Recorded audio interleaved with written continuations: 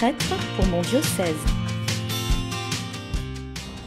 Bonjour, je suis le père Bruno Portier.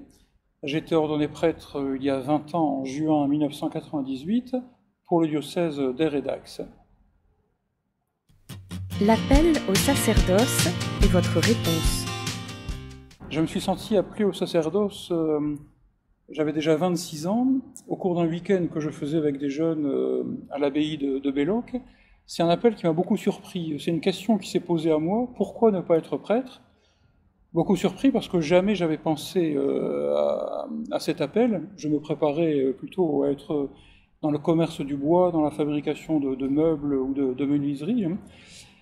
Mais cet appel m'a fait prendre conscience que depuis déjà plusieurs années, Dieu me faisait signe et Dieu me faisait évoluer. Et donc j'ai entrepris une réflexion et très vite j'ai vu que ben oui, ça valait le coup de rentrer au séminaire pour réfléchir à cette éventualité d'être prêtre. Et donc j'y suis rentré, mais très très vite, une année après cet appel, et j'ai commencé le cursus du séminaire, et j'ai pu voir qu'effectivement c'était bien ça que Dieu m'appelait. L'engagement comme prêtre diocésain. Alors l'engagement comme prêtre diocésain, pour moi déjà la question était un peu complexe parce que je suis originaire du nord de la France. J'étais venu à Dax pour faire un BTS donc dans le commerce du bois, et c'est à Dax que la question s'est posée. Et je me suis très vite demandé, mais est-ce que je dois rentrer au séminaire à Dax ou à Lille, mon diocèse d'origine ? J'ai eu Monseigneur Sarabert qui m'a permis de rentrer au séminaire de Dax en me disant bah, tu verras bien au bout du premier cycle si tu dois être à Dax ou à Lille. Et j'ai pu voir que ben oui, je pouvais m'implanter dans les Landes, et j'ai pu voir que non, vraiment, c'est bien là que Dieu m'appelait. J'ai même cru à un moment donné que Dieu m'appelait ailleurs, dans une communauté de religieux qui s'occupent de personnes handicapées. J'ai fait un essai dans cette communauté, mais là, ça n'allait pas du tout. Et cette expérience difficile m'a permis de comprendre que non, c'était bien dans le diocèse d'Aire et d'Ax que Dieu m'appelait. Des lieux d'exercice et des fonctions diverses. Alors ma première fonction, ça a été à Biscarrosse comme coopérateur paroissial et comme responsable de l'aumônerie sur 2 paroisses, Biscarrosse-Parentis.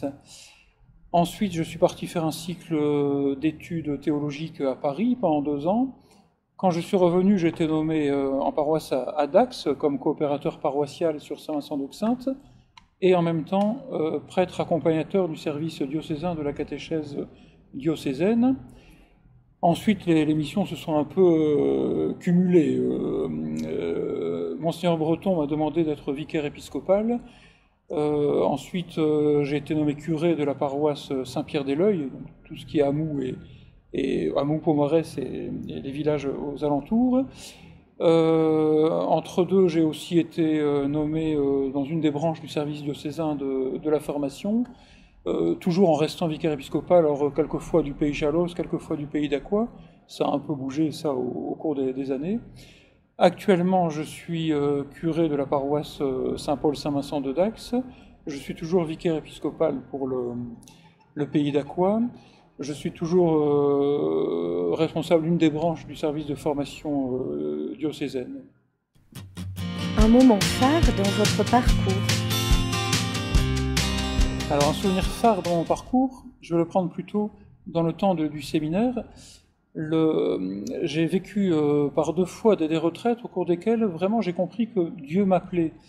Je devais écrire ma lettre de demande pour l'une des étapes du séminaire et entre autres donc demander à être ordonné, diacre d'abord. Et j'ai vécu donc des retraites et vraiment au cours de ces retraites j'ai compris que oui, c'est bien Dieu qui me demandait d'être prêtre pour le diocèse d'Aire et d'Ax. Et pour moi, ces moments, j'en parle aujourd'hui comme moment phare parce qu'il continue à me soutenir. Dans le moment un peu compliqué ou difficile, eh bien, je reviens sur ces temps-là et je me dis, mais non, c'est bien Dieu qui m'a appelé là.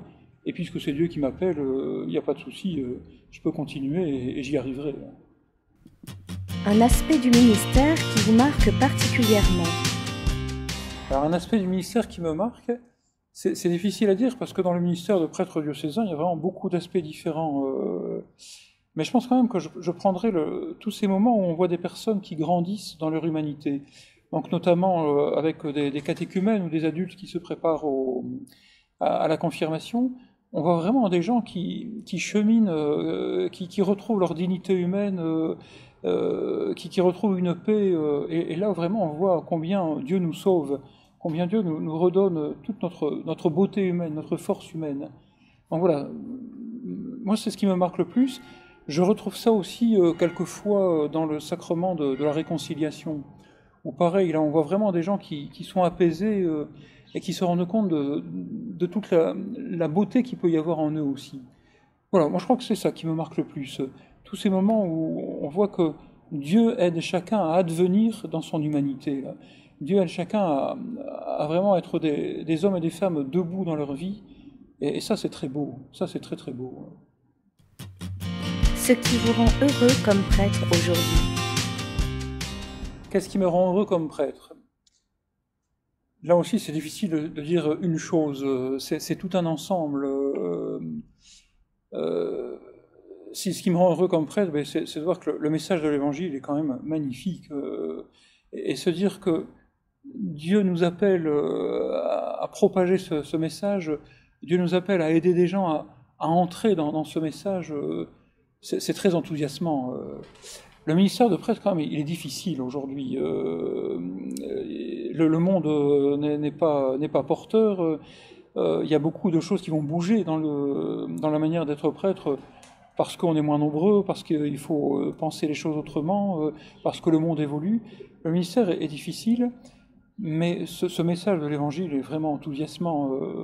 Et voir que Dieu nous donne tout ce qu'il nous faut pour propager ce message, pour aider des gens à le découvrir et à en vivre, mais ça c'est très enthousiasmant, ça. Un message pour l'avenir. Alors un message pour l'avenir. Moi j'aurais envie de dire, eh bien, n'ayons pas peur des changements qu'il va y avoir à l'avenir. Nécessairement, il y a plein de choses qui vont bouger et changer. Il n'y aura plus la même présence d'église, il n'y aura plus la même disponibilité des prêtres. Mais n'ayons pas peur de ça. Et si on veut ne pas avoir peur, eh bien, il faut vraiment oser la relation intime avec le Christ. Et donc voilà, mon deuxième message serait peut-être ça. Soyez pleinement en relation avec le Christ, et les changements, eh bien, vous pourrez les opérer sans problème. Nous pourrons les opérer sans problème, parce que je suis aussi au cœur de tous ces bouleversements, et ça me déstabilise aussi. Mais voilà, en fait, c'est pas un message, c'est deux messages. N'ayons pas peur des changements, et restons vraiment profondément ancrés en Jésus-Christ.